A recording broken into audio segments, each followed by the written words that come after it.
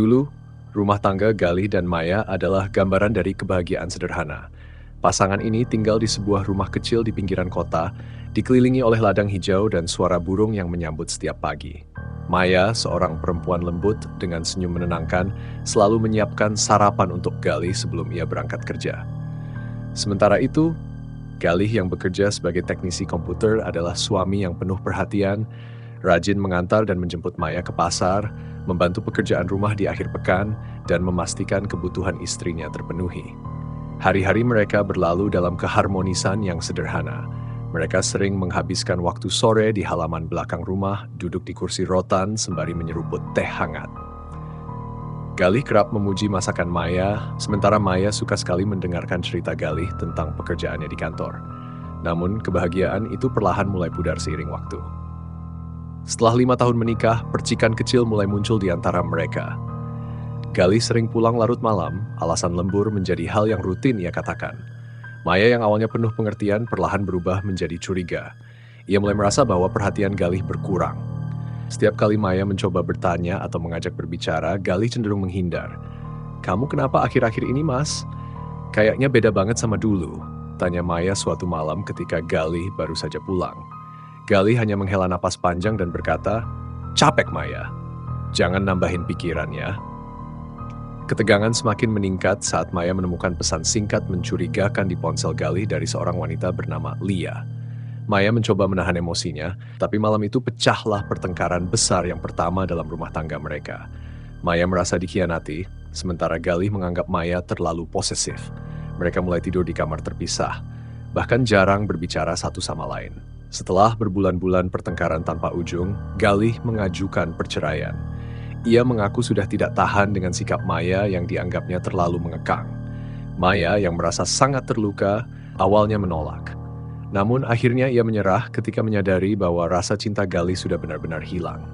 Sidang perceraian mereka berlangsung singkat, tetapi bagi Maya itu terasa seperti mimpi buruk yang tiada akhir. Setelah surat cerai ditandatangani, Maya meninggalkan rumah dengan membawa luka di hati. Ia kembali ke rumah orang tuanya di desa, jauh dari kota tempat mereka pernah membangun kenangan. Setelah bercerai, kehidupan Galih terlihat baik-baik saja di luar. Ia bahkan mulai menjalin hubungan baru dengan seorang wanita bernama Lia, orang yang dulu sering disebut Maya sebagai penyebab retaknya rumah tangga mereka. Namun, malam-malam Galih mulai diwarnai oleh kejadian-kejadian aneh. Awalnya, hanya mimpi buruk yang terus datang bertubi-tubi.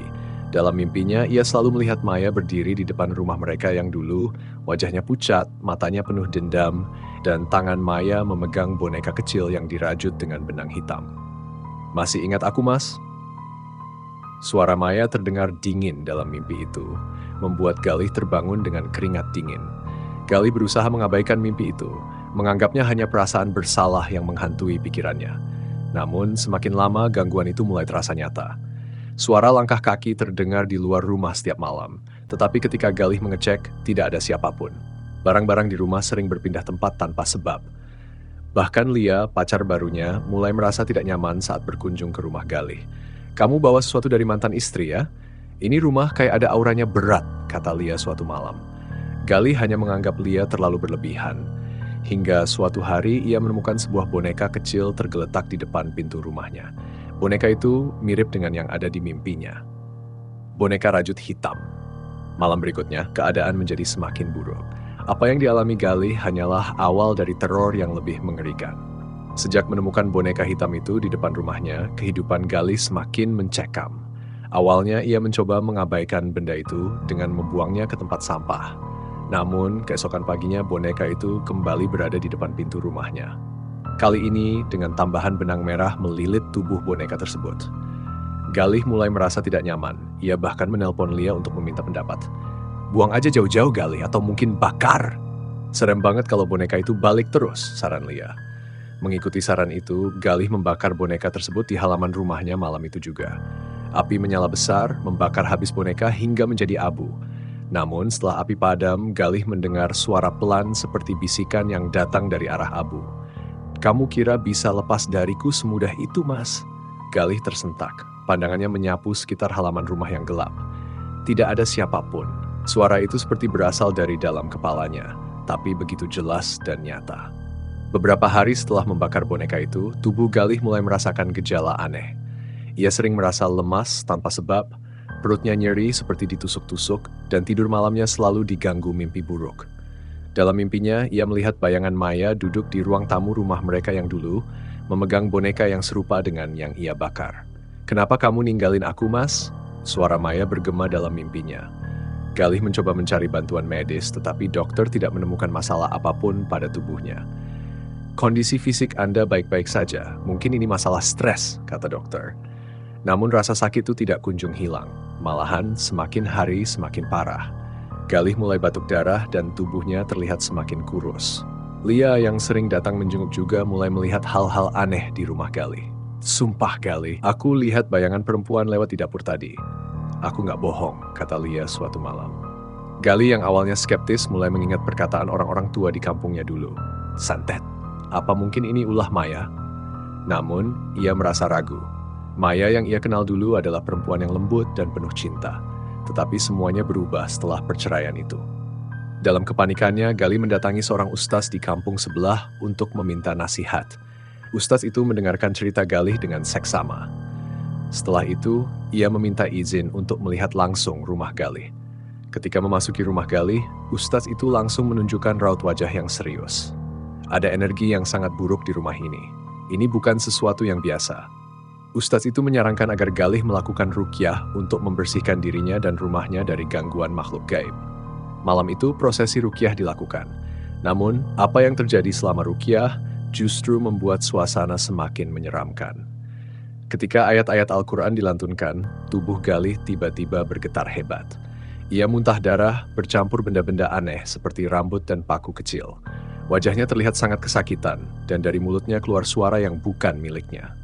"Kamu tidak akan pernah bisa mengambilnya dariku." Suara itu menggema, terdengar seperti suara perempuan tua yang penuh dendam. Ustaz terus melantunkan ayat-ayat suci dengan keras, hingga akhirnya tubuh Galih berhenti bergetar, dan ia jatuh pingsan. Petunjuk mengarah ke Maya. Setelah sadar, Galih menceritakan apa yang ia alami selama pingsan. Dalam mimpinya, ia kembali melihat Maya, tetapi kali ini ia berada di sebuah rumah tua yang terletak di desa kelahiran Maya. Maya sedang duduk di hadapan seorang perempuan tua berjubah hitam, dan di meja mereka terdapat boneka yang sama dengan yang pernah ditemukan Galih. "Kamu harus menebus rasa sakitku, Mas. Jangan harap bisa hidup bahagia," ucap Maya dalam mimpi itu. Galih yakin mimpi itu adalah petunjuk. Namun ia bingung bagaimana harus menghadapi Maya jika benar ini semua adalah ulahnya. Galih merasa bahwa satu-satunya cara untuk menghentikan teror ini adalah menghadapi Maya. Ia memutuskan untuk pergi ke desa kelahiran Maya. Dengan bantuan Lia, mereka melacak rumah tua yang Galih lihat dalam mimpinya. Rumah itu ternyata masih berdiri, meski sudah lama tidak ditempati. Malam itu mereka sampai di depan rumah tua tersebut. Pintu kayunya sedikit terbuka memperlihatkan kegelapan di dalam. Angin dingin berhembus, membawa aroma anyir yang menusuk hidung. "Galih, apa kita harus masuk?" tanya Lia dengan suara bergetar. "Kita harus tahu kebenarannya," jawab Galih tegas. Mereka melangkah masuk dengan hati-hati. Di dalam rumah, suasana begitu mencekam. Lampu minyak di sudut ruangan menyala redup, memancarkan bayangan menyeramkan di dinding yang penuh coretan simbol-simbol aneh. Tiba-tiba seorang perempuan tua berjubah hitam muncul dari dalam kamar. Matanya tajam menatap Galih dan Lia. "Kenapa kalian datang ke sini?" Suaranya serak, seperti menggeram. "Kamu siapa? Di mana Maya?" Galih mencoba tetap tenang meski tubuhnya gemetar. Perempuan tua itu tertawa pelan. "Maya sudah mendapatkan apa yang dia inginkan. Kau adalah miliknya, Galih. Tidak ada yang bisa menghentikan ini." Saat itu, dari balik kegelapan, Maya muncul. Wajahnya terlihat lebih tua dari yang Galih ingat. Matanya kosong, tetapi ada senyum tipis yang menyeramkan di wajahnya. "Kamu tidak seharusnya meninggalkan aku, Mas. Sekarang kamu tahu rasa sakit yang aku alami." Maya berbicara dengan nada penuh dendam. Galih berusaha mendekati Maya, tetapi perempuan tua itu mengangkat tangannya. Seketika, tubuh Galih terpaku, tidak bisa bergerak. Lia berteriak, tetapi suaranya seakan terhisap oleh kegelapan. Di tengah kepanikan, Galih teringat nasihat ustaz yang menyuruhnya selalu membawa Al-Quran kecil. Dengan sekuat tenaga, ia merogoh sakunya dan membuka Al-Quran itu. Ayat-ayat suci mulai ia lantunkan, meski tubuhnya terasa berat seberat seperti ditindih. Ketika lantunan ayat itu terdengar, Maya menjerit kesakitan. Perempuan tua berjubah hitam juga mundur beberapa langkah, wajahnya berubah marah. "Kamu pikir ini cukup untuk menghentikanku?" Suara perempuan tua itu menggema. Namun Galih tidak menyerah. Lia yang awalnya ketakutan ikut melantunkan doa yang ia hafal. Aura gelap di ruangan itu perlahan memudar. Bayangan Maya semakin kabur dan akhirnya menghilang bersamaan dengan jeritan panjang yang menyayat telinga. Perempuan tua itu berusaha melawan, tetapi kekuatannya melemah. Ia berlari ke sudut ruangan dan menghilang dalam bayangan. Setelah semuanya reda, tubuh Galih kembali bisa bergerak. Ia dan Lia keluar dari rumah tua itu dengan napas terengah-engah. Malam itu mereka kembali ke kota, meninggalkan desa tersebut. Namun di perjalanan pulang, Galih tidak bisa menghilangkan perasaan aneh. Apa benar semuanya sudah selesai, atau ini baru permulaan dari sesuatu yang lebih besar? Setelah kejadian di rumah tua, teror tak juga berhenti. Malam-malam Galih kembali dihantui mimpi buruk. Sosok Maya terus muncul, kali ini lebih menyeramkan dengan mata merah menyala dan seringai dingin di wajahnya. Lia juga mulai merasakan kehadiran aneh di rumah mereka. Suara langkah kaki, pintu yang terbuka sendiri, dan bisikan-bisikan yang memanggil nama Galih. Tak tahan dengan situasi itu, Galih memutuskan mencari bantuan lebih lanjut. Ia mendatangi seorang dukun tua yang tinggal di pinggiran kota.